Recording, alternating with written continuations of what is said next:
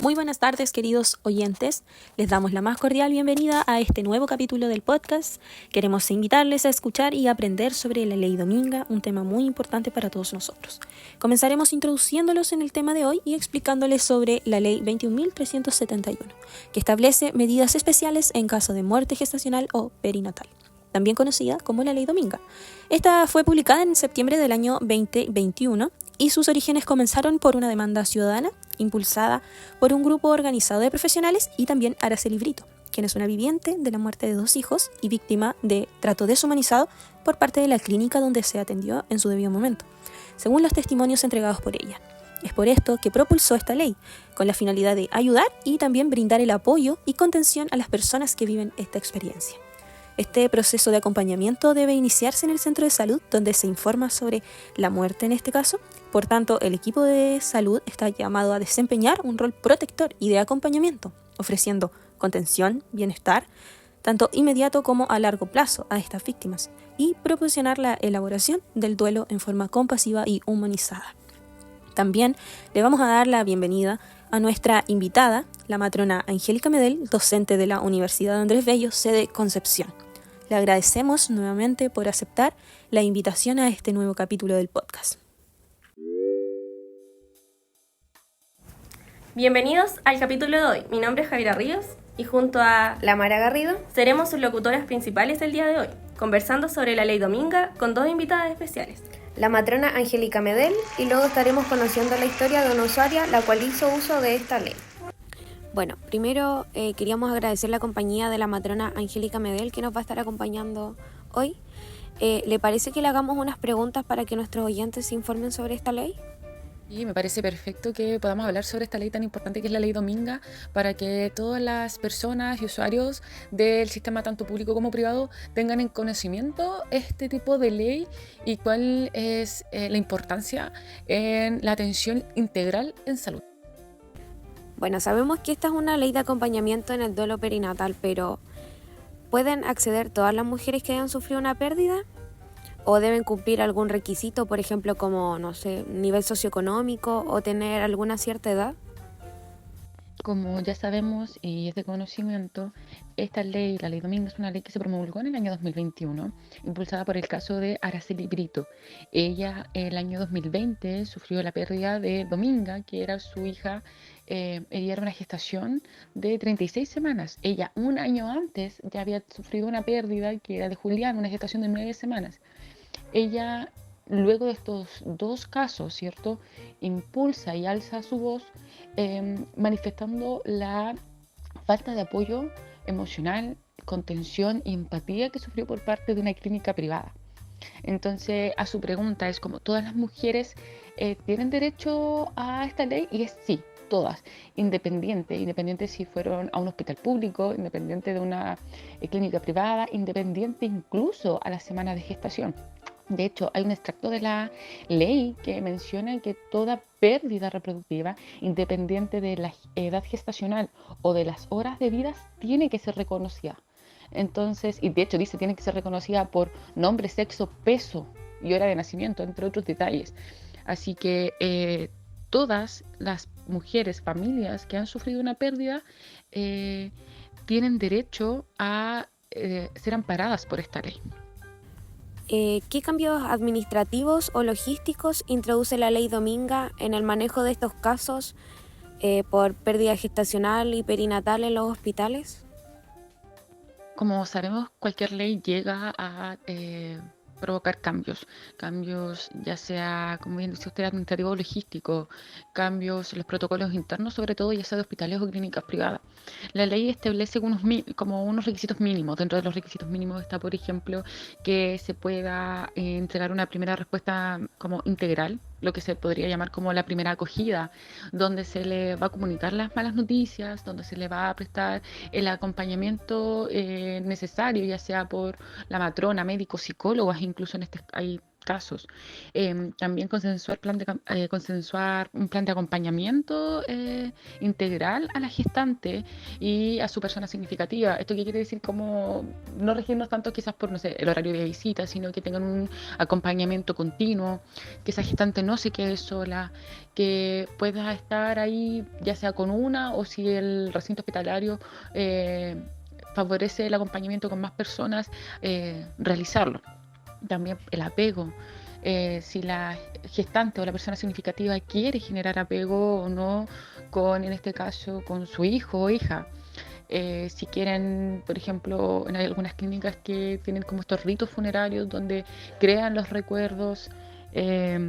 También algo súper importante es entender que necesitan su propio espacio físico, donde se tiene que prestar atención y cuidado a que en este caso la paciente en el momento del trabajo de parto, ya sea del legrado, de la MEU, no esté en una sala con pacientes que estén embarazadas, que tengan latidos o pacientes que sean puérperas y estén con su recién nacido, porque eso sería reactivar la herida, reactivar el duelo, volver atrás con todo este acompañamiento que ya se le ha entregado.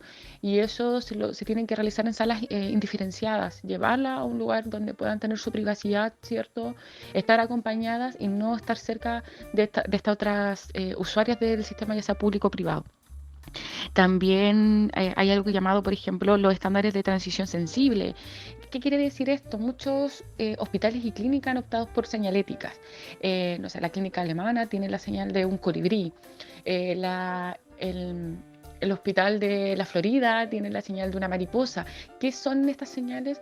Son imágenes que se dejan en las puertas de las habitaciones como un signo de que en esa habitación se está pasando una pérdida reproductiva, una pérdida de un hijo, de una hija. Entonces, así nosotros somos conscientes y obviamente prevenimos cualquier tipo de interrupción, de cualquier tipo de confusión también en la entrega de información.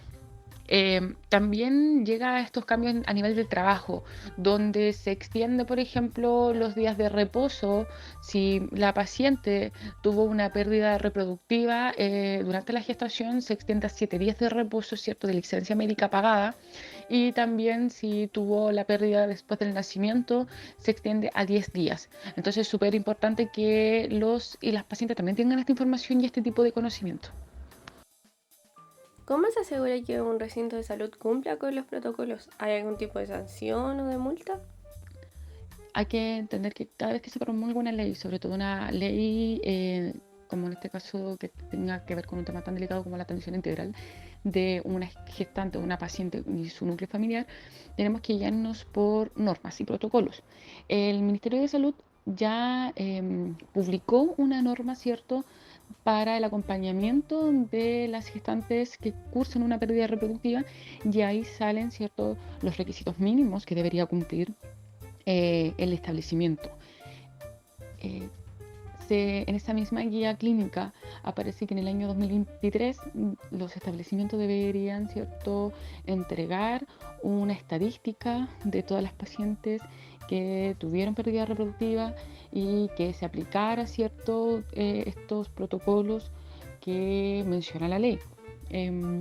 Esto va a ser remitido a la Seremi, también al Servicio de Salud, al Ministerio de Salud también, para saber si se está cumpliendo con la ley o no. Si bien no hay sanciones como tales o multas como tales, o la ley no lo especifica, sí hay que tener claro que tenemos que, o los pacientes y las pacientes tienen que saber, tienen que entender que ellos tienen derechos y deberes. Esta ley, la ley Dominga, viene a modificar la ley de los derechos y deberes del paciente también, donde ellos tienen que tener en conocimiento de que podrían, por ejemplo, demandar a un establecimiento si ellos consideran que no se cumplió con la ley Dominga. Se va a realizar obviamente la investigación, el sumario ya sea administrativo que corresponda, y si obviamente se reafirma y se confirma que no se cumplieron con los estándares o con los protocolos mínimos, se puede llegar a recibir una compensación que nosotros entendemos y sabemos que no va a reemplazar la pérdida y mucho menos el momento, ¿cierto?, o el maltrato que recibió por parte de la institución. Bueno, como estuvimos antes con la matrona Angélica Medel, que nos pudo explicar un poco más de la aplicación de la Ley Dominga en el ámbito de la gestión, ahora se encuentra con nosotros una usuaria que pudo hacer uso de esta ley y que está dispuesta a comentarnos un poco cómo fue su experiencia. Agradecemos que se haya tomado el tiempo de venir y poder acompañarnos. Bueno, para comenzar, primero queríamos saber cómo se encuentra, cómo está. ¿Bien y ustedes? Bien, igual, gracias. Sí. Queremos saber un poquito, que nos puedas comentar, siempre que estés cómoda, cómo fue tu experiencia y cómo te enteraste de la Ley Dominga en esta situación.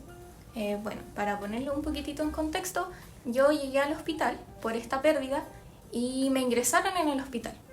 Y una vez ya hospitalizada, enviaron a la dupla psicosocial para hablar conmigo y explicarme todo el tema de la ley y si es que quería optar por ella, porque me hicieron elegir si es que decidía tomarla o no. Con respecto a esto mismo del apoyo que recibiste, quería que, si es que puedes ahondar un poco más, cómo fue el apoyo emocional y psicológico que te lograron dar. De la psicóloga todo súper bien porque ella es como muy preocupada. Por ejemplo, se encarga de informarte todo con respecto a la ley, la gestión, te envía correos con la información e inclusive se preocupa de que, te da la opción de tener consulta en tu CEFAM una vez que sales del hospital. O sea, se nota como un tipo de preocupación por parte, como más del lado emocional, ¿se puede decir, o no? ¿Cómo crees, tomándome del tema del apoyo de la psicóloga, cómo crees que fue la atención médica durante este periodo y posterior a lo que pasaste?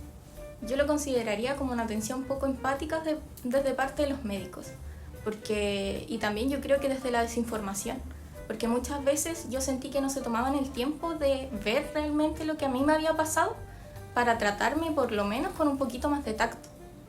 Entonces, ¿crees que se puede mejorar, no sé, quizás con capacitaciones o sensibilizando de otra forma a los profesionales para que puedan llevar como de una mejor manera estos procesos? Quizás de una manera no tan técnica, quizás sentiste que era más técnico y faltaba lo emocional. Sí, yo creo que todo va de acuerdo a una adecuada información. Igual yo creo que se toma muy a la ligera y no le toman el peso de que es una ley. Claro. Oye, y disculpa, ¿crees que haya como algo que mejorar de la implementación de la ley como para que sea mejor aún la atención? Si es que así lo consideras. Yo creo que sí, que falta mucho aún por escalar porque, por ejemplo, si bien te ofrecen ayuda psicológica después de esto, acá en Chile la salud mental está como muy colapsada en el área pública. Entonces, por ejemplo, a mí nunca se comunicaron conmigo desde mi CEFAM, ni mucho menos, ni me dieron así como pasos a seguir si es que no lo hacían. ¿Y ese fue el único como inconveniente que tuviste durante este proceso? ¿O sentiste alguna otra cosa más? Igual fueron más cosas, porque por ejemplo, cuando fue la psicóloga a hablar conmigo, me explicó de que yo tenía derecho a estar acompañada la mayor parte del tiempo por mi persona significativa. De hecho, la psicóloga te pregunta quién es y para ahondar un poco más en el tema. Y por ejemplo, las que hacen pasar a las visitas en el piso, que fue en el piso de ginecología, era la guardia. Yeah. Y la guardia no tenía idea de la Ley Dominga. De hecho, la persona que me acompañó a mí, que fue mi mamá, le explicó y le dijo que no, que ella podía pasar porque estaba dentro de esta ley y no la dejaron pasar. O sea, que igual faltaría como un tema de que no solo el personal médico se informara sobre la ley, sino que más al personal completo que trabaja en el área que se necesita. Sí, aparte que, por ejemplo, yo tuve la atención en el hospital regional. Y tengo entendido que la ley consta también de estar como más alejada del área de maternidad o algo así, Sí, por el tema de las pérdidas. Y, por ejemplo, cuando a ti te llevan a pabellón, porque en mi caso me tuvieron que hacer un legrado, uno pasa por toda esa área. ¿Tú crees que durante tu atención y los días de hospitalización se cumplieron las condiciones que la ley avala? Sí, pero no. Sí, porque igual, por ejemplo, desde el ámbito psicológico, durante mi estadía, sí estuvieron preocupadas, por lo menos las psicólogas, las matronas, las TENS. Esas personas sí estuvieron bien preocupadas. pero desde el ámbito quizás de la infraestructura, que eso igual sabemos que es algo que yo creo que no se puede cambiar de un año para otro. Sí.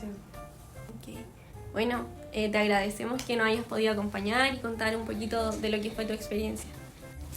Sí, muchas gracias por contarnos un pedacito de tu historia que es importante para ti como para quienes te acompañaron. Y también queremos agradecer la participación de la matrona Angélica Medel, que nos logró orientar un poco más con respecto a la gestión de esta ley. A modo de reflexión, si bien logramos apreciar en un principio que la ley Dominga representa un avance significativo hacia la humanización de una atención médica en los casos de duelo por muerte neonatal o fetal, a través del testimonio de la usuaria logramos darnos cuenta que muchas veces lo teórico de una ley no logra adaptarse a la realidad de los centros médicos. Si bien se les entrega herramientas a las madres y padres para que tomen decisiones informadas, hay que fomentar la capacitación de los profesionales para que realmente logre ser una experiencia completamente legítima y significativa.